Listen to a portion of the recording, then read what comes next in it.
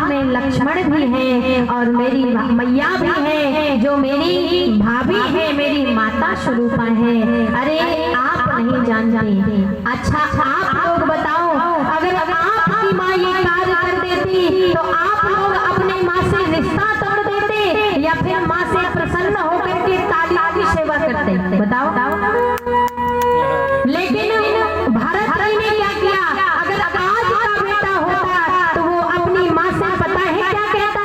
अरे माँ, तू तो मुझसे इतना प्रेम करती है, जो 4 वर्षों बाद कचहरी में जाकर के होना था तूने तो आज ही कर दिया, अर्थात तूने मांगने का चक्कर ही छुड़ा दिया।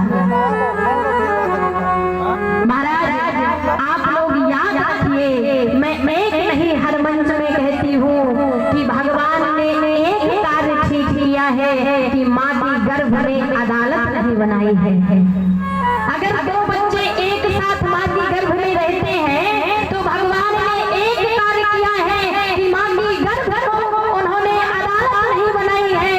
अगर माँ की गर्भ में भी अदालत बना देते तो हमारे और आप ऐसे स्वार्थी लोग गर्भ में ही लड़ना प्रारंभ कर देते और गर्भ में ही बंटवारा करा देते। महाराज एक प्रेम को, एक परिवार को अलग करने के लिए कोई अपना ही सदस्य होता है, ये आप लोग जानते होंगे। एक बार एक लकड़हारा लकड़ी को काट रहा था, लकड़ी को जैसे ही काट रहा था बेचारी रोने लगी। लकड़हारे ने कहा, तू क्यों रो रही है? इसलिए कि आज तू काटी जा रही है। लकड़ी ने कहा नहीं। तो बोले इसलिए रो रही होगी क्योंकि आज उससे तेरा परिवार अलग हो रहा है। लकड़ी ने कहा नहीं। तो बोले इसलिए रो रही होगी कि आज तू लोहे के कुल्हाड़ी से काटी जा रही है। लकड़ी ने कहा नहीं, मैं इसलिए नहीं रो रही हूँ कि आज मैं लोहे की कुल्हाड़ी से काटी जा रही हूँ, मैं इसलिए रो रही हूँ कि अगर आज उस लोहे की कुल्हाड़ी का साथ देने वाला मेरे परिवार का कोई सदस्य नहीं होता, अर्थात उस लोहे की कुल्हाड़ी में लकड़ी का बेट नहीं लगा होता, तो मैं किसी भी माई के लाल की औकात नहीं देखती थी कि मुझे मेरे परिवार से अलग कर देता।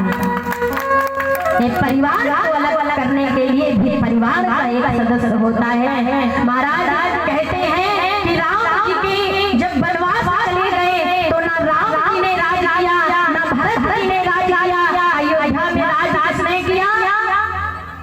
खड़ाऊ ने। एक बार एक कथा आती है, विष्णु जी अपने सो रहे थे, सर्प के ऊपर लेटे विश्राम कर रहे थे। नारद जी का आगमन हुआ। नारद जी ने सोचा विष्णु जी के चरणों में प्रणाम कर लूं। महाराज जब प्रणाम करने पहुंचे, लक्ष्मी जी ने कहा नारद अभी तो भगवान निद्रा में है, विश्राम कर रहे हैं, एक काम करो कि जो लकड़ी की खड़ाऊ रखी है इन्हीं को प्रणाम कर लो। नारद जी ने लकड़ी की खड़ाऊ को प्रणाम कर लिया और वहां से चल दिए। सिर में लगा हुआ मुकुट जो विष्णु भगवान के सिर पर विराजमान है, आज विचार कर रहा है कि मैं सिर पर रहता हूँ, फिर भी नारद जी ने मुझे प्रणाम नहीं किया और चरणों में रहने वाली एक साधारण सी लकड़ी से बनी हुई खड़ाऊ को प्रणाम करके चले गए। मुकुट ने उन लकड़ियों की खड़ाऊ से कहा, है लकड़ी की खड़ाऊ, तू जंगल में रहने वाली एक साधारण सी लकड़ी है, आज भले ही तुझे नारद जी ने प्रणाम किया है, लेकिन तू तो जीवन पर्यंत चरणों में रहने वाली है। अरे मेरा सौभाग्य है कि मैं भगवान विष्णु के सिर पर लगा रहता हूँ। ये बात विष्णु भगवान कहे थे।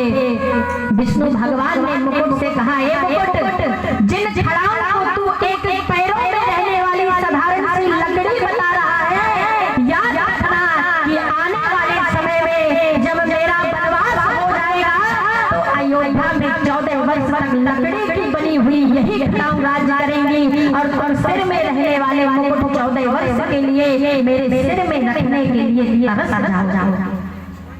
तुम 14 वर्ष तक मेरे सिर पर नहीं रह पाओगे। महाराज ये भाग्य होता है, जो धैर्य रखता है उसको फल अवश्य मिलता है। आज अयोध्या को बिखारने वाला कौन है? मैया कैकेयी। और साथ रहने वाली कौन है? मंथरा।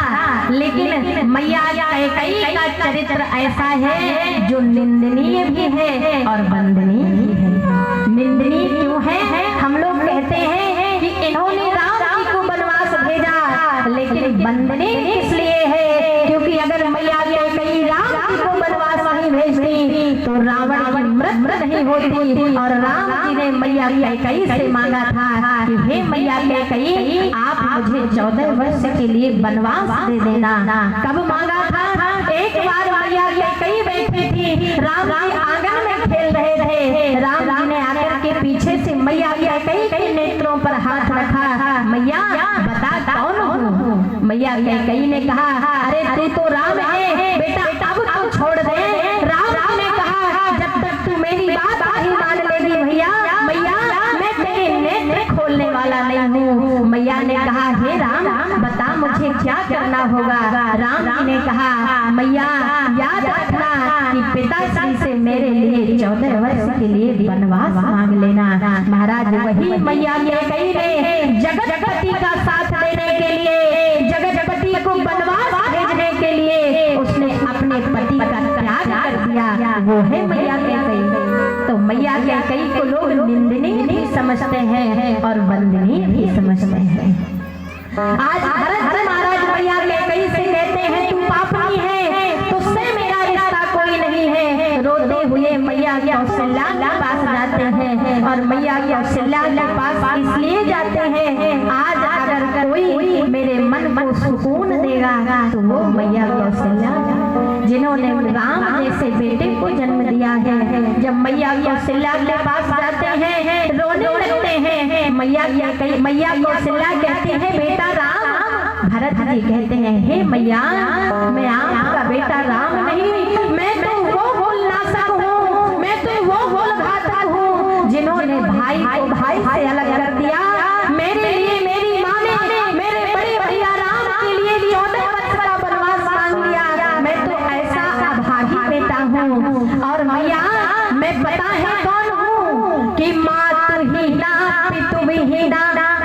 मैंने माता से भी रिश्ता तोड़ दिया और पिताजी मुझे छोड़कर चले गए। तो मातृहीना पितृहीना मातृ तुम हो कहाँ?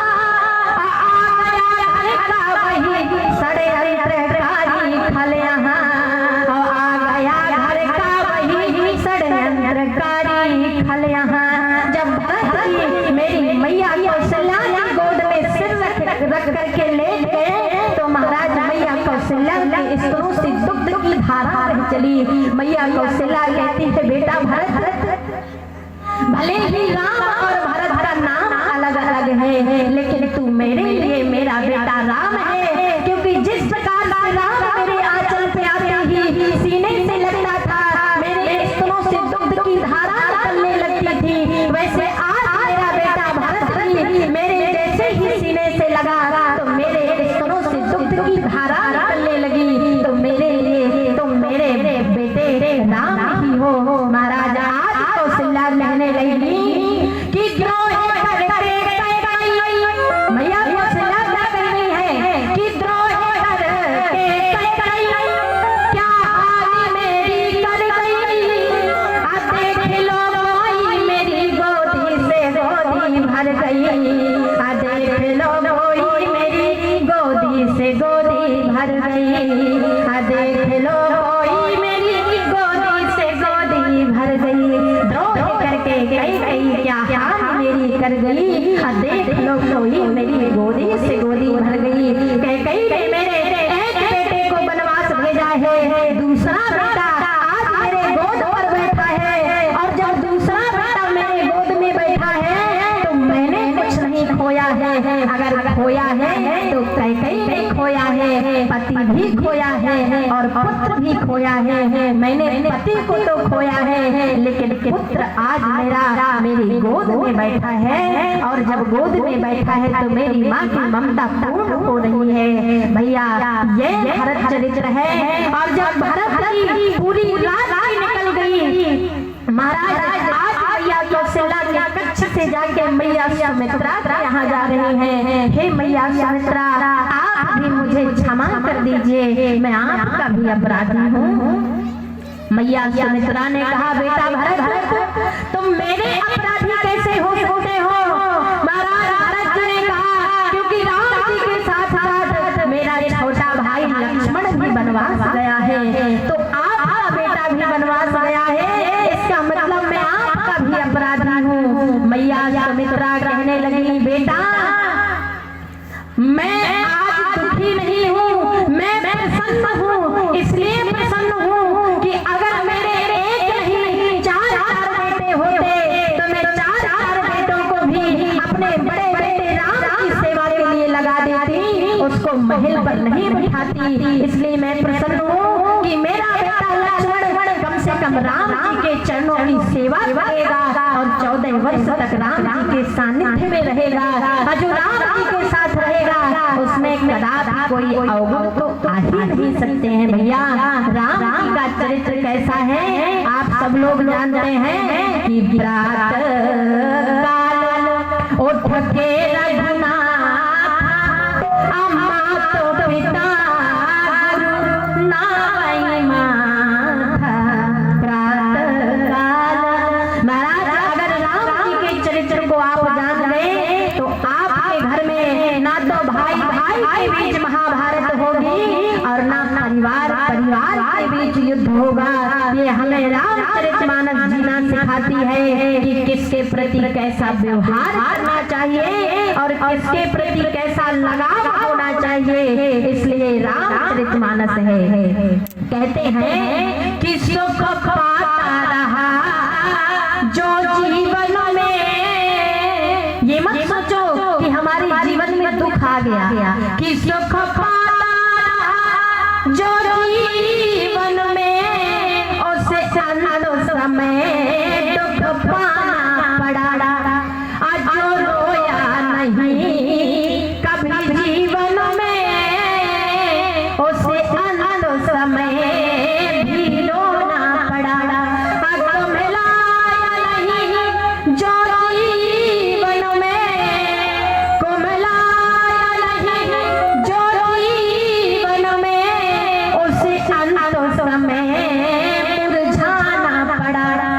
अब विधि का है अकाट विधान, यही विधि का है अकाट विधान, यही जिसे आना पड़ा उसे जाना पड़ा, जिसे आना पड़ा उसे जाना पड़ा। लेकिन ये संसार का नियम है, अगर आपके पास धन हो जाए, कोई पूछे भैया ये कैसे आया है, आप कहेंगे सिर्फ मेरी कमाई है। कोई कहे ये 4 व्हीलर कैसे ले ली, ये मेरी है। कोई कहे ये मकान किसका है, ये मेरा है। ये ट्रक किसका है, ये मेरा है। अगर उसी गाड़ी से किसी का एक्सीडेंट हो जाए, भैया ये कैसे हुआ, राम जी की इच्छा थी सो हो गया। अरे जब मैं करता है भैया तो फिर क्यों रो रहा है। कहते हैं कवि ने लिखा है, ये मैं किया आती कहाँ से, कि कौन है आती जहाँ से, कि तू बोलता है मुख बोलता है, बता तेरे मुख को कौन खोलता है। तू बोलता है या मुख बोलता है। और कहते हैं ये तराजू जो हाथों में तेरे, कि सोचे समझे उतार दे, कि तू तौलता है हाथ तौलता है, बता तेरे मुख को कौन खोलता है।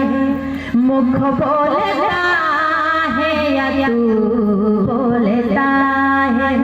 महाराज शरीर होता है, शरीर चल कर के जाता है तो कभी क्या कहता है कि पैर है तुम्हारे या तुम पैर खुद हो, कि पैर है तुम्हारे या तुम पैर हो, सोच समझे मुख खोलते हो। महाराज ये बताओ कि तू डोलता है पैर डोलते, कि तू डोलता है पैर डोलते, बताते मुखों को कौन खोलते हैं, तू बोलता है कि मुख खोलते हैं, बताते मुखों को कौन खोलते हैं। महाराज की जिह्वाएं कैसी हैं जो एक सेकेंड में करवा देगी, अगर चाहे तो डंडों की वर्षा भी बड़ी जल्दी करवा देगी। और याद रखना आपके अंग अंग तोड़वा देगी, पर ये खुद कभी सामने नहीं आने वाली। एक शब्द बोला और अंदर चली गई, इतना आप एक दूसरे को पीटोगे झगड़ोगे कि आपका शरीर टूट जाएगा, महाराज कट के गिर जाएगा। लेकिन बताओ जीभ का कोई कुछ बिगाड़ पाया है? यहाँ तक कि जीभ अगर चाहे तो दांतों को भी तोड़वा दे। जब लड़ाई होती है तो वो ये थोड़ी देखता है कि दांतों में लगा कि हाथों में लगा। जीभ चाहे तो दांतों को भी तोड़वा दे, लेकिन अपना बाल भी बांका नहीं होने देती। तो इस जीभ को बड़ी सावधानी से रखना है कि कभी भी ऐसे कटु वचन ना बोले, कभी भी हमारे और आपके लिए कोई ऐसे शब्द ना कहे।